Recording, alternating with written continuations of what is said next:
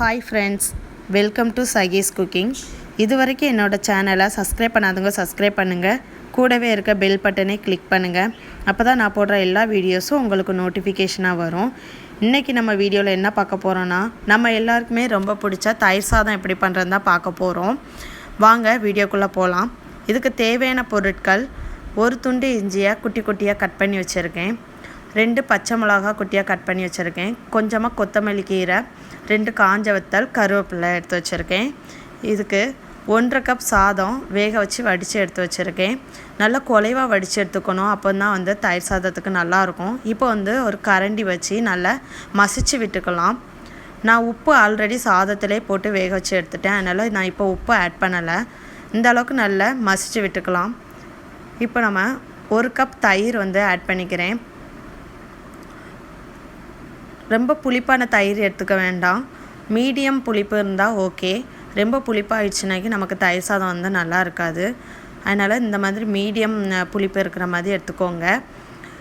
இது நான் லஞ்சுக்கு உடனே செஞ்சு உடனே சாப்பிட்றதுனால நான் ஃபுல்லாக தயிர் ஆட் பண்ணியிருக்கேன்.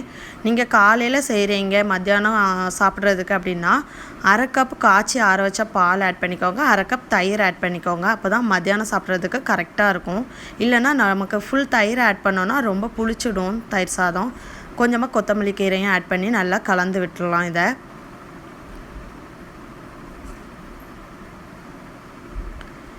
இப்போ தாளிப்பு கொடுத்துடலாம். ஒரு கடாயில் 1 டீஸ்பூன் ஆயில் விட்டுருங்க. கொஞ்சமாக கடுகு போட்டுக்கலாம், கொஞ்சம் உளுத்தம்பருப்பு போட்டுக்கலாம், கருவேப்பிலை ஆட் பண்ணிக்கலாம். இப்போ பச்சை மிளகா, இஞ்சி, மிளகாய் வத்தல் இதெல்லாம் ஆட் பண்ணி ஒரு டைம் நல்லா மிக்ஸ் பண்ணிக்கலாம். ஒரு பிஞ்ச் நம்ம பெருங்காயத்தூள் ஆட் பண்ணோன்னா நல்லாயிருக்கும் தயிர் சாதம்.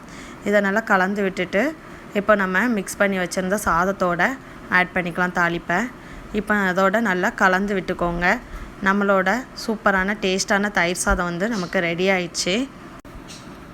தேவைப்பட்டால் துருவின கேரட், மாதுளை, கிரேப்ஸ் இதெல்லாம் கூட நம்ம ஆட் பண்ணிக்கலாம்.